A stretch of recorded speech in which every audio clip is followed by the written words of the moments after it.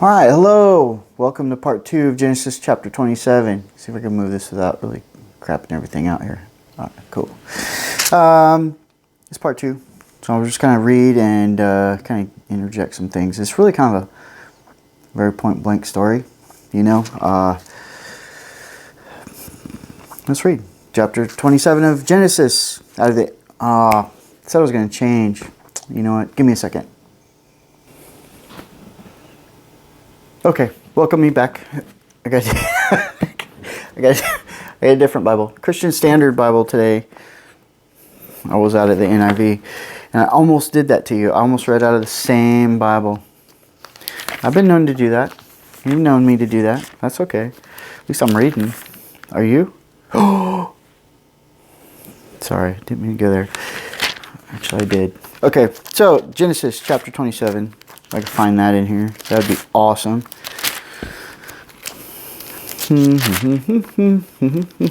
Quiet back there, I hear you. Shh. Keep it down. I'm just stalling so I can find the page. Okay, 27. One more page. All right. This is out of the Christian Standard Bible, Genesis 27.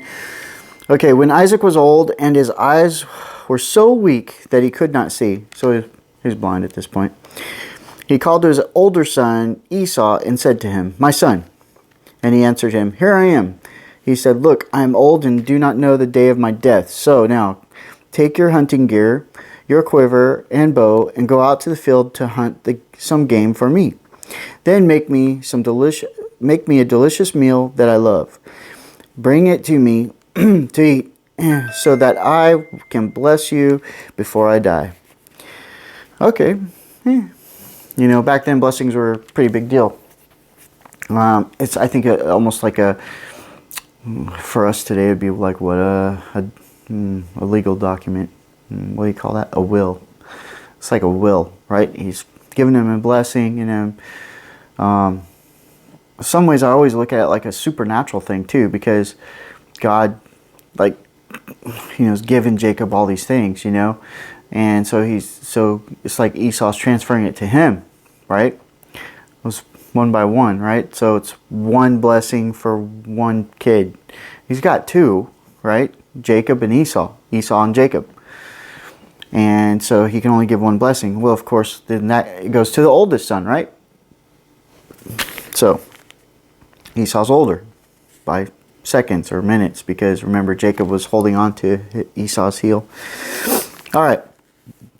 Let's see.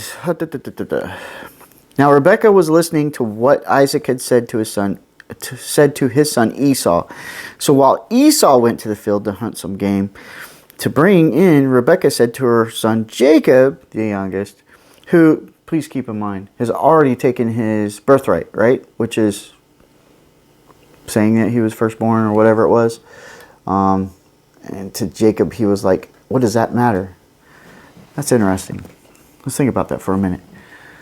Your birthright, you gave your birthright to your youngest son. So technically, once that happens, you're considered the eldest at that point. We need to look that up. Let's look up birthright. Give me a second. Okay. I'm back. Welcome me back. Thank you. Thank you. I was right.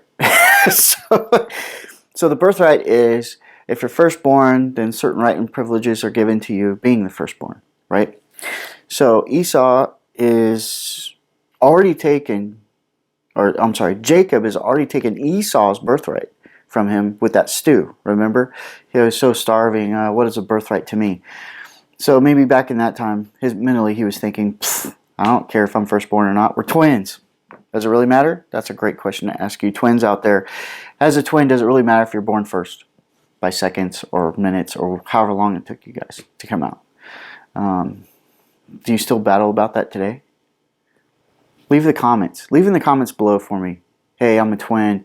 Yes, we still do this, or whatever. Just leave me some comments, or even a brief story, because not just me, all of us, the three of us that watch channel. That we will thoroughly enjoy that. So please go ahead and leave a story down in the comment if you're a twin. All right, let's see. So he's already taken his birthright. This is important to know. So now Rebecca wants him to have his blessing, which was given to the firstborn child, which makes sense now, right? So Jacob looks like he stole the birthright, but he actually just entitled himself to the blessing also. So this is a legal transaction. Okay? All right. So now Rebekah was listening to what Isaac had said to his son Esau. So while Esau went into the field to hunt some game to bring in, Rebekah said to her son Jacob, "Listen, I heard your father talking with your brother Esau. He said, 'Bring me game and make a delicious meal for me to eat, so that I can bless you in the Lord's presence before I die.' Now listen, my son. Listen, my sorry. It's not. It doesn't say that. It says, 'Now, my son, listen to me.'" Dyslexia. Okay, do what I tell you. You go to the flock and bring me 2 choice young goats, and I will make them into a delicious meal for your father. Have you ever had goat? I haven't. I don't know if it's delicious or not, but it's not my first go-to. The kind he loves. Okay, she's gonna make him a meal that he loves. Then take it to your father to eat, so that he may bless you before he dies. Now, it doesn't state this. Don't get me wrong. I am reading into this. Okay, this is my speculation. This is why we have chapter or part 2. Did Rebekah already know that Jacob stole Esau's birthright? Because remember, Esau's in the field all the time. He's a hunter. He's a man's man kind of thing. Well, I shouldn't say man's man, but I'm going to say it anyways. When you think of like a wild man, that's Esau. When you think of like a fashionable man, that's Jacob, right? Hanging around the tents, Martha Stewart stuff, and it's one of those things. So maybe he was talking to his mom, and his mom already knows that he got the birthright. Interesting. I don't know. It doesn't say that. I'm just thinking out loud here. All right. So, Jacob answered Rebekah, his mother, "Look, my brother Esau is a hairy man, and I am a man with smooth skin. Suppose my father touches me, then I will be revealed to him as a deceiver and bring a curse rather than his blessing on myself." His mother said to him, "Your curse be on me, my son. Just obey me and go get them for me." So she's saying, that curse will transfer to me. Just go do it. Do what I told you to do. So he went and got goats and brought them to his mother, and his mother made the delicious food for his father that his father loved. I'm trying to, he's reading to me right now. It's really, All right. Then Rebekah took the best clothes of her older son Esau, which were in the house, and had her younger son Jacob wear them. She put the skins of the young goats on his hands and the smooth part of his neck. Ah, okay, this is smart. A little disguise, huh? Then she handed the delicious food and the bread she had made to her son Jacob. So she made the food, gave it to Jacob. When he came to his father, he said, "My father," he answered, "Here I am. Who are you, my son?" Jacob replied to his father, "I am Esau, your firstborn. I have done as you told me. Please sit up and eat some of my game, that you may bless me."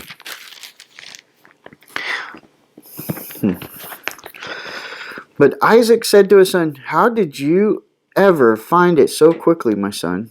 He replied, "Because the Lord your God made it happen for me."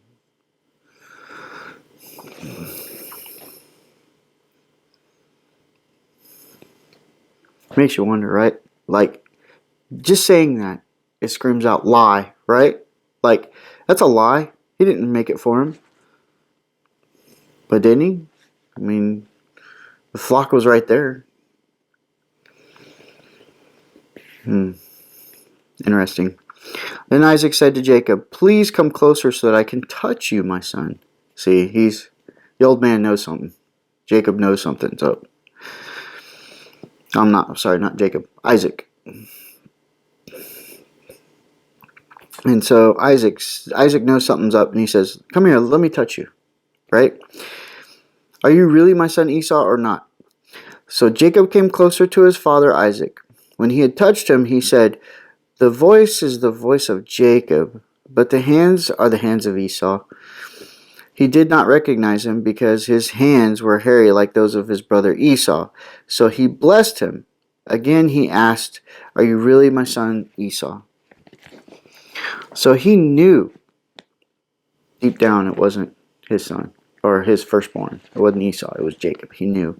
And he tested him and he got fooled, or kind of didn't have a choice, right? Well, he had a choice. He couldn't bless him, but it was kind of not part of the deal, right?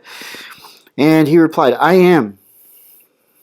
So then he said, bring it closer to me, and let me eat some of my son's game so that I can bless you." Jacob brought it closer to him, and he ate. He brought him wine, and he drank. Then his father Isaac said to him, "Please come closer and kiss me. Come and kiss me, my son."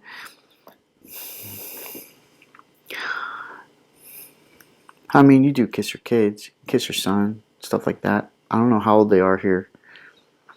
Okay, so he came closer and kissed him.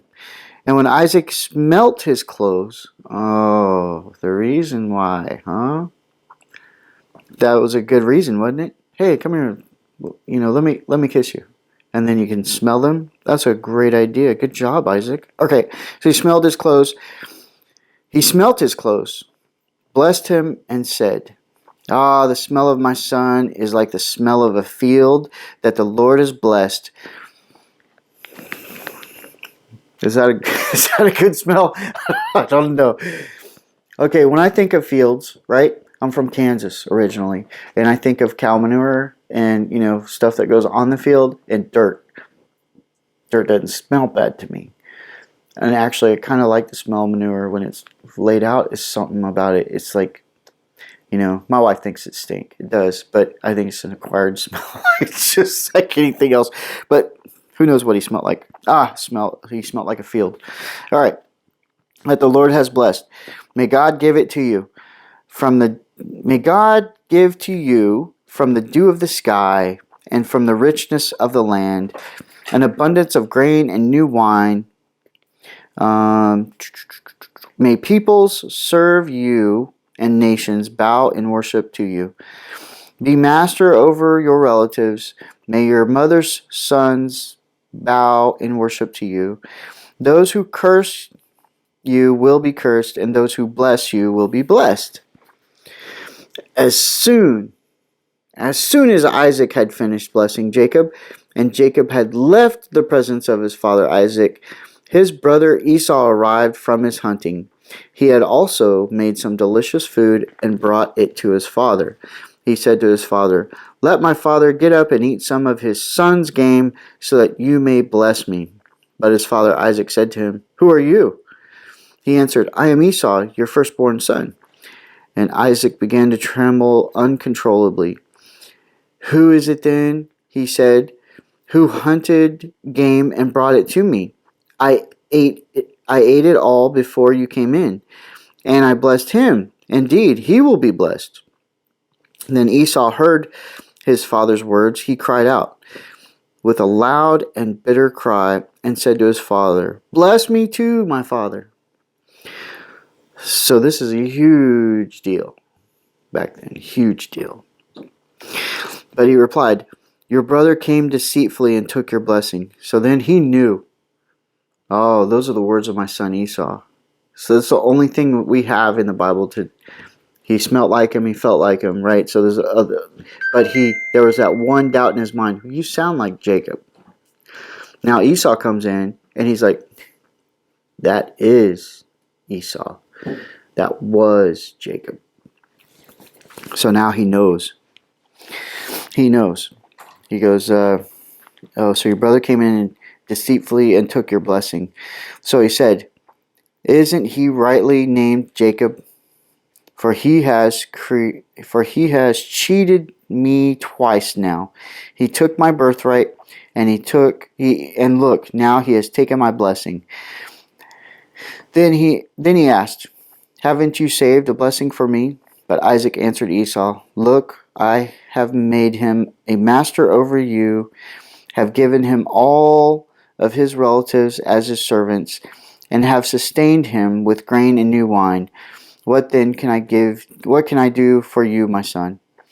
He's almost asking, look, I gave him everything. What can I do?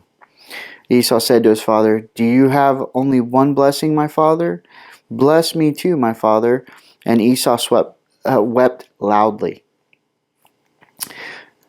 His father Isaac answered him, look, your dwelling place will be away from the richness of the land, away from the dew of the sky above. You will live by your sword, and you will serve your brother. But when you rebel, you will break his yoke from your neck. All right, so now he knows. There is that last bit of thing at the back end. We've got to keep that a pin in that. Put a pin in that. So maybe Esau is going to break the yoke of Jacob. All right. Esau held a grudge against Jacob because of the blessing his father had given to him. And Esau, here's the other thing. You gave your birthright away. You gave your birthright away. Of course he's going to receive the blessing now on top of that. This is kind of fulfillment of prophecy, wasn't it? When the younger will serve the older, or the older will serve the younger, when they were born. That was fulfilled. Okay. Esau held a grudge against Jacob because of his blessing his father had given him. And Esau determined in his heart, the days of my mourning for my father are approaching. Then I will kill my brother Jacob. When the words of her older son Esau were reported to Rebekah, she summoned her youngest son Jacob and said to him, listen, your brother Esau is consoling himself by planning to kill you.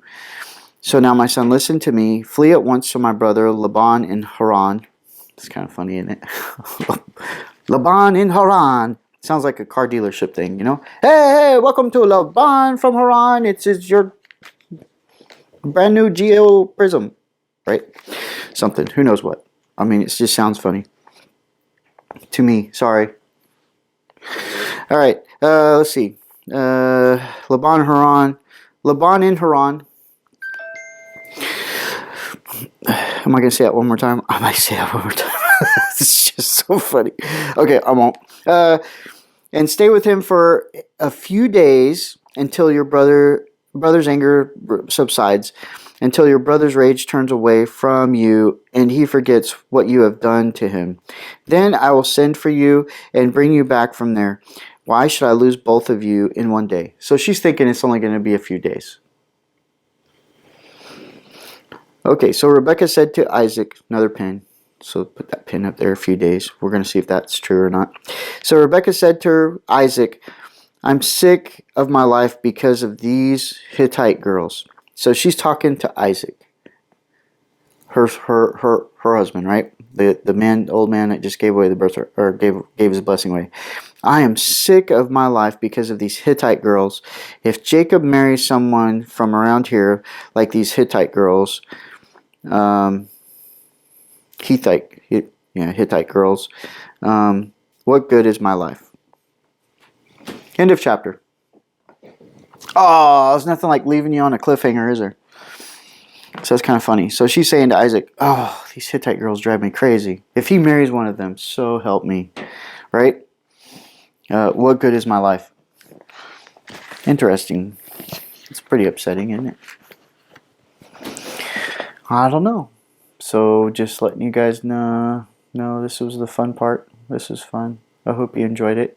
I'm trying to think here.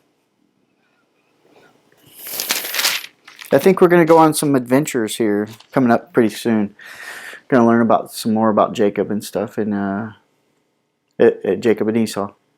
So very cool. I hope you enjoyed this one. I hope you look forward to the next one, and the one after that, one after that, one after that. We're at chapter 28, so we're over halfway through Genesis, which is good stats. I think we have some more contests coming up. I think it's a good one too. So we'll see you next time. Hope you enjoy your day, your weather, all that other good stuff. May you be blessed. May God bless you. May the dew of heaven fall on you. Well, you know, not while you're standing out there anyways, because then you'd get wet. And may the ground spring forth life without cow manure. Okay, have a good one. Bye.